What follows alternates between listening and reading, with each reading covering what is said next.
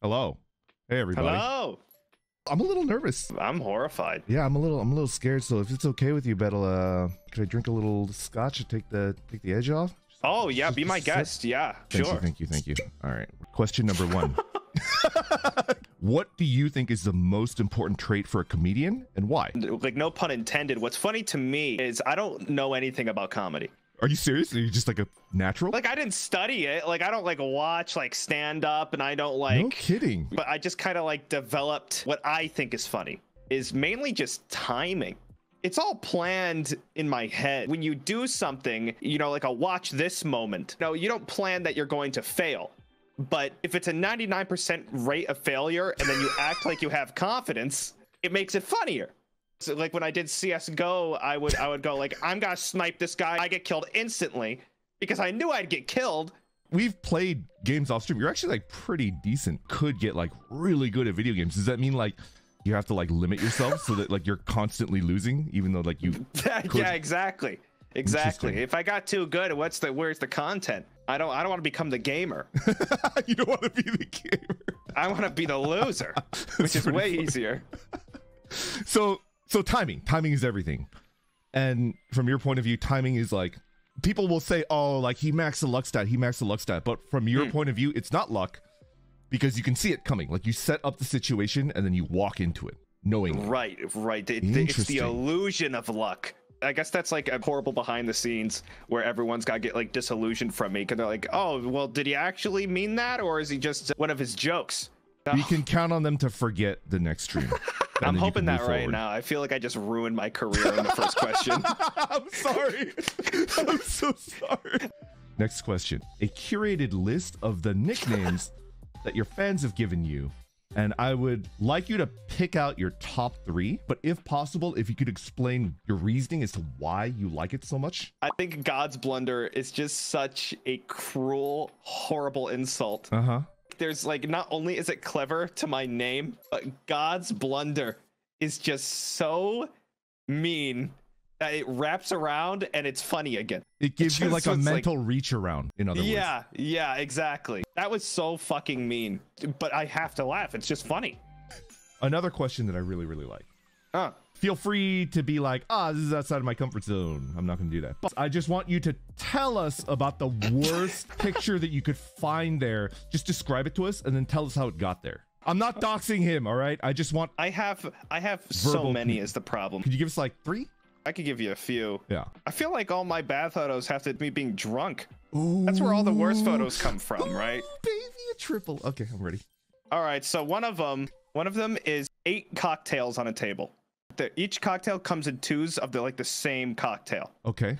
So four pairs. Right. I went to a restaurant. It was doing like happy hour. And they're like, for each drink, you get another drink, right? And I'm like, oh, that sounds good. And like, I was with my friend and we're like, okay, well, we'll each order 2 cocktails and they'd get like 2 for free. And then I'd have to I'd just pay for 2. So it's like 4 in total. I'm guessing you share, right? So you each get 4 different types. But I misread it. And it turns out that like you would buy 1 and then you get another one free of the same cocktail. So you get 1 cocktail, then another one. That's 2. Another cocktail, another one. That's another one. So I got 8. So 8 showed up, and it was like a platter of 8 cocktails. Just and the people like next to me and stuff were just like looking at me, like laughing, and like they're like, "Oh, look, this guy's fucking insane." I had 6 of the 8. These like crazy colored sugary cocktails. They're not good for you. You had 6 cocktails before you tapped out. Yeah, I mean, I was also eating food, so I started feeling a little sick. I just feel like all my bad moments are like why they're here or have to do with drinking. People really start freaking out, you know. Same. Yeah. I feel like you and I are siblings. I need one more, just one more, and we can. Okay. It's a blurry picture of the floor. I don't know why it's a picture of the floor, but I know where it was and when it was, or where I went to like gamer bar. Okay. And they were serving slurp juice, like Fortnite slurp juice in mason jars. It was blue like alcohol in mason jars. And I got so drunk on that slurp juice that one of my buddies had to like military carry me to like How gross can we make this? Go all the way in. Are you sure? Yes. I got sick. Okay. Yeah. I was pretty much living in like that toilet bowl without any brutal details. I was asleep in the toilet bowl, but the problem is we were in this tiny little apartment. So the people that needed to use the bathroom, oh no, I had to get through me, right? Yeah. I'm asleep in the toilet bowl. So they go in there. They're like, hey man, you know, you gotta like move over. So I'd slump over and fall asleep on the floor. And then everybody that like would come in would just pee over me all night. That's my worst story, I think. I think that's my worst story.